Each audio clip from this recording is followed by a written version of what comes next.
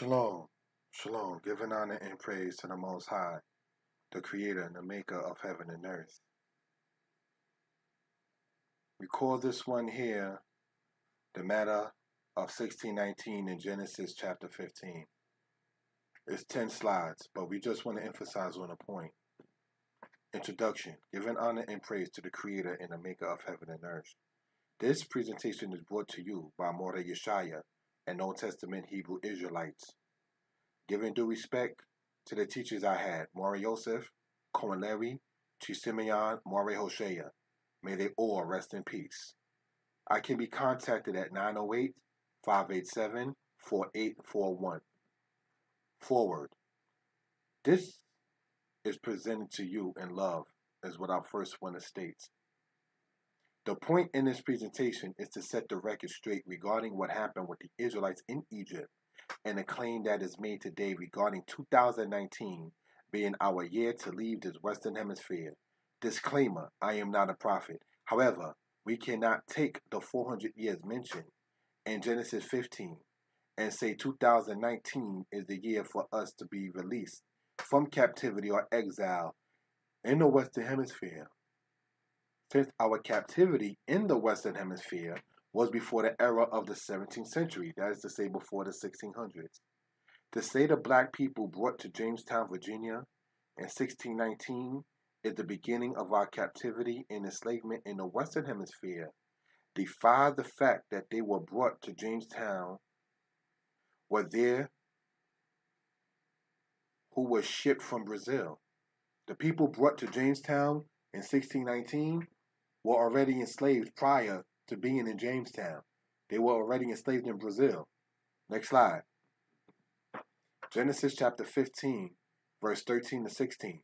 And he said unto Abram that is, know of a surety that thy seed shall be a stranger in a land that is not theirs, and shall serve them, and they shall afflict them 400 years. And also that nation whom they shall serve will I judge, and afterward they shall come out with great substance. And thou shalt go to thy fathers in peace. Thou shalt be buried in a good old age. But in the fourth generation they shall come hither again. For the iniquity of the Amorites is not yet full. Genesis chapter 39, verse 1 through 4. And Joseph was brought down to Egypt, and Potiphar, an officer of Pharaoh, captain of the guard, an Egyptian, bought him at the hands of the Ishmaelites, who, it says, which had brought him down thither. And the Lord was with Joseph, and he was a prosperous man, and he was in the house of his master the Egyptian. And his master saw that the Lord was with him, and that the Lord made all that he did to prosper in his hand. And Joseph found grace in his sight, and he served him, and he made him overseer over his house, and all that he had he put into his hand. So we see Joseph was already a captive in a land that's not his, and he's a descendant of Abraham. Exodus chapter 1, verse 1 through verse 14. Now these are the names of the children of Israel, which came into Egypt. Every man and his household came with Jacob, Reuben, Simeon, Levi, and Judah, Issachar, Zebulun, and Benjamin, Dan and Naphtali, Gad, and Asher. And all the souls that came by the loins of Jacob were 70 souls, for Joseph was in Egypt already. And Joseph died, and all his brethren and all that generation. And the children of Israel were fruitful and increased abundantly, and multiplied and waxed exceeding mighty, and the land was filled with them. Now there arose a new king over Egypt, which knew not Joseph. And he said unto his people, behold, the people of the children of Israel are more and mightier than we. Come on, and let us deal wisely with them, lest they multiply, and it come to pass, that when there falleth out any war, they join also unto our enemies and fight against us, and so get them up out of the land. Therefore they did set over them taskmasters to afflict them with their burdens.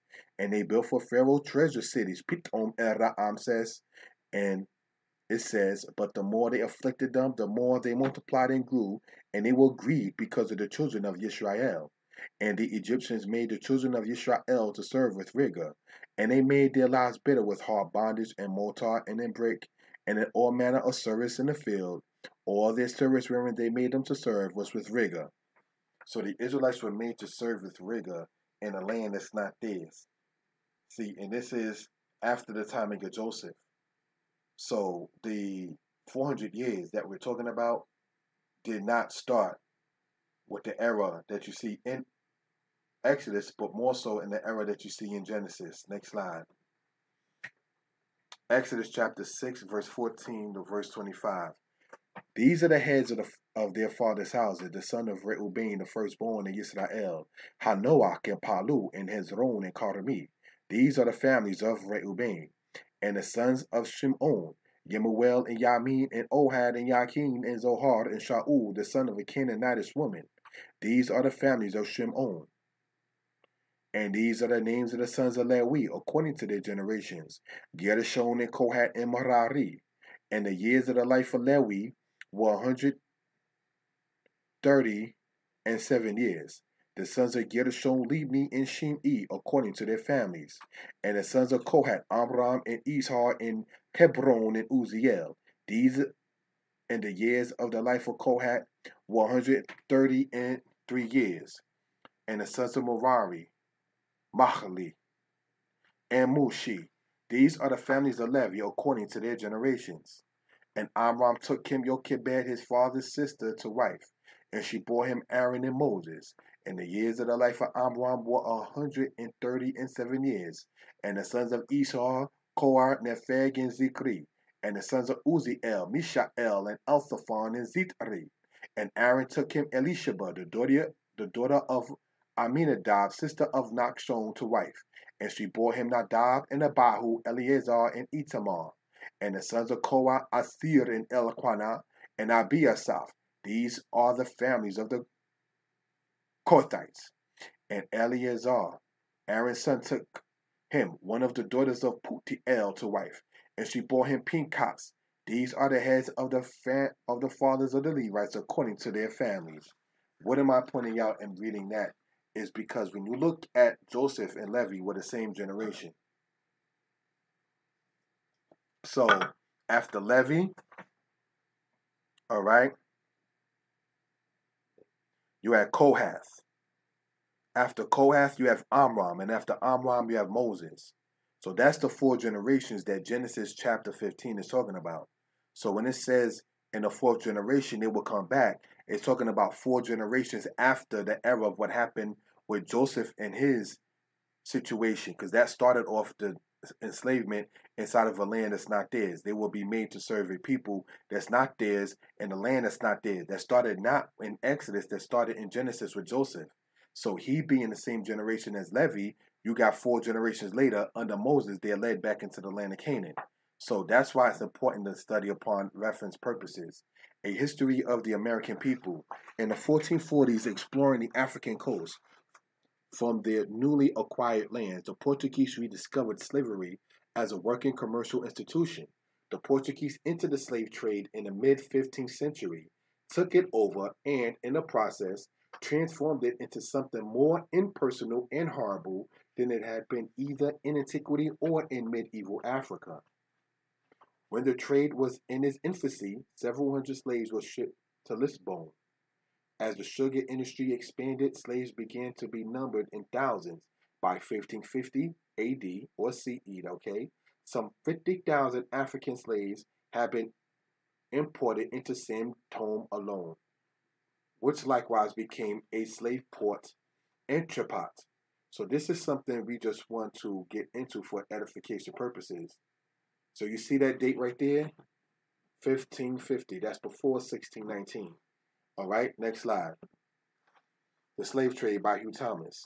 In 1619, John Wolfe, the Norfolk-born first recorder of Virginia, already a grower of tobacco, noted, about the last of August came a Dutch man of war that sold us 20 Negroes. This statement is usually held to be the first reference to the import of black slaves into what became the United States, though Panfilo de Narvaez, Menendez de Avila, and Coronado all had taken slaves with them in their expeditions of conquest in Florida and New Mexico the previous century. So these 3 individuals had already been involved in the transport of black people as slaves in the 1500s. Now, they may have not been named the United States, but it was in an area where became later known as the United States. In the 1500s, you had those guys mentioned there trading black people off as slaves. So the 1619 is counted in most cases, perhaps, because that was 12 years after it became a colony. So this is something we want to point out for edification purposes. Black Cargoes, A History of the Atlantic Slave Trade. It's a book online you may want to get, as well as the book that you see here, Deuteronomy 28:15-68. Shalom. Giving honor and praise unto the Most High.